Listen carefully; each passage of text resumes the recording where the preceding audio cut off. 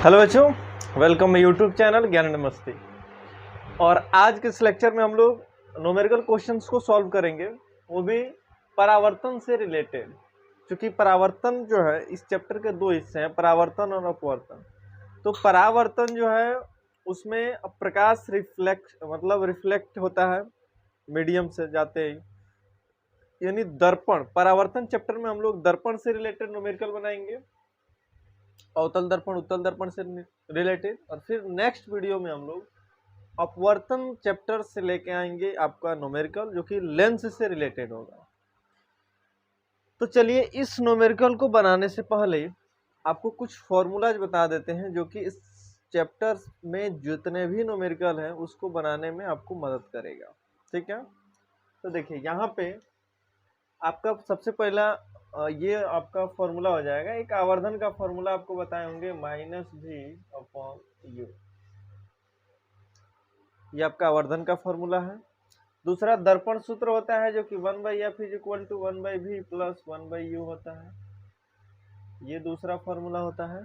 और इन दोनों फॉर्मूला से हम लोग सारा न्यूमेरिकल बना लेंगे। ये hi/ho के भी बराबर होता है आवर्धन।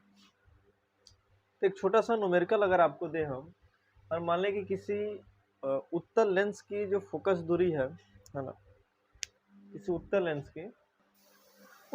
की अगर मान लीजिए किसी लेंस बोल रहे हैं, दर्पण हम लोग पढ़ रहे हैं ना, दर्पण। एक दर्पण है, मान लीजिए उत्तल दर्पण ही। तो उत्तल दर्पण आपको पता है ऐसे होता है,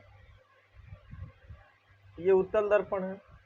और इसका मान के चलते हम लोग फोकस दूरी है यहाँ से यहाँ तक, ये मान लीजिए मुख्य फोकस है। तो इसका फोकस दूरी है, मान लेते हैं 20 सेंटीमीटर। ये आपका मुख्य फोकस है, मुख्य फोकस। तो इसका जो फोकस दूरी है वो है 20 सेंटीमीटर। और यहाँ पे एक वस्तु को हम रख दिए हैं यहाँ पे। तो ये तो ध्रुव हो गया। यहाँ से यहाँ की वस्तु दूरी जो है वो मान लेते हैं 10 सेंटीमीटर। यानी उत्तल लेंस की जो फोकस दूरी है f, वो है हमारा 20 सेंटीमीटर। और वस्तु दूरी जो u है वो है हमारा 10 सेंटीमीटर। अब हम यहाँ पे ये सोचें कि अगर आपसे ये पूछा जाए तो यहाँ की इसका प्रतिबिंब दर्पण से कितना दूर बनेगा, यानी प्रतिबिंब दूरी बताइए। तो हम लोग आसानी से ये फॉर्मूला लगा सकते हैं दर्पण सूत्र का, 1/f = 1/v + 1/u।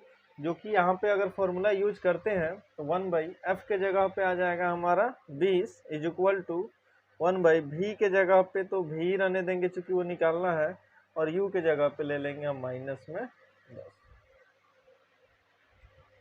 अब यहाँ पे 1/20, 1/20 का 20, ये है 1/10, यहाँ पे माइनस में है, इधर भेज देंगे तो क्या हो जाएगा, प्लस में 1/10 बराबर इधर क्या बचेगा 1/3। एलसीएम ले लेंगे तो ये निकल जाएगा 20, एलसीएम हो जाएगा 20। और यहाँ पे अगर भिन्न का जोड़ करें तो 1, ये 2 = 1/v। तो v = हो जाएगा 1/v, 1/v = हो जाएगा 3/20। और v का वैल्यू आ जाएगा 20/3 सेंटीमीटर। यानी अगर आप पॉइंट में इसको चेंज करते हैं तो 6.66 सेंटीमीटर ये जो हमारा आएगा, ये हो जाएगा कौन सा दूरी, तो ये बन जाएगा प्रतिबिंब दूरी। यानी इस दर्पण से इतना सेंटीमीटर दूर प्रतिबिंब का निर्माण हो जाएगा इस वाले वस्तु का। तो ये था नॉर्मल सवाल, जब आपको कब f, u और v दिया गया रहे तब, जैसे f, u, v दिया गया है तब आप इस फॉर्मूले का यूज कर सकते हैं। अब जैसे यहाँ पे देखिए ये वाला क्वेश्चन, ठीक है, पहले इसको मिटा देते हैं फिर आगे बढ़ते हैं। इस सवाल को समझते हैं, ध्यान पूर्वक समझिए। लिखा है कि एक अवतल दर्पण की फोकस दूरी 20 सेंटीमीटर है। तो आपको बता दें कि अवतल दर्पण होता क्या है। अवतल दर्पण ऐसे होता है, ये हमारा अवतल दर्पण है, ठीक है।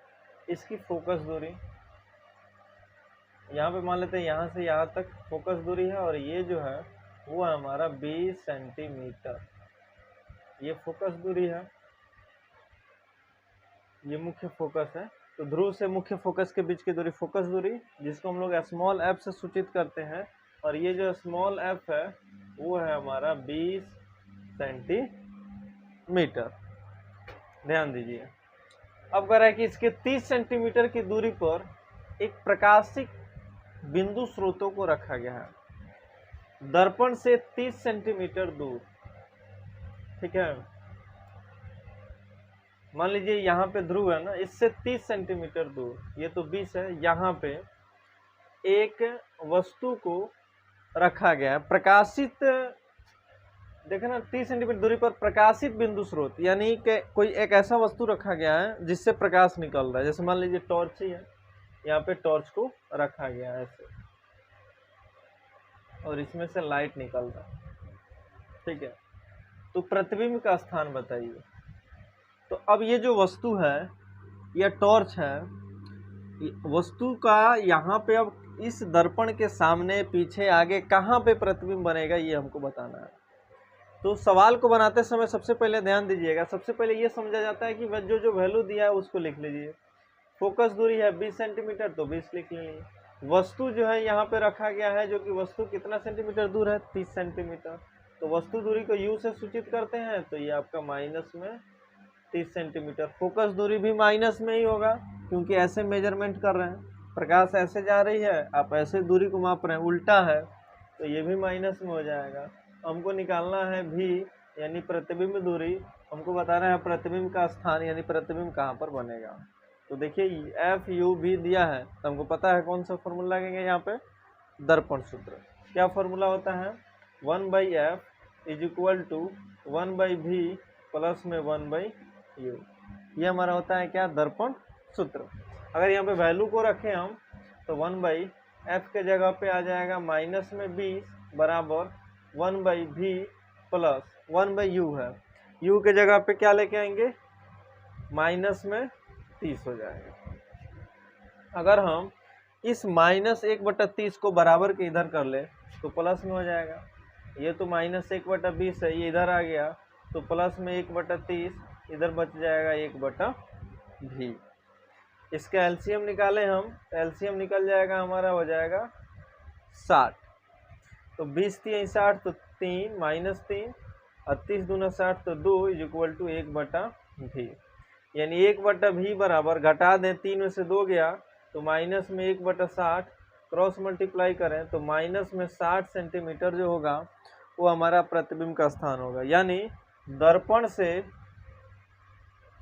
60 सेंटीमीटर दूरी पर प्रतिबिंब बनेगा।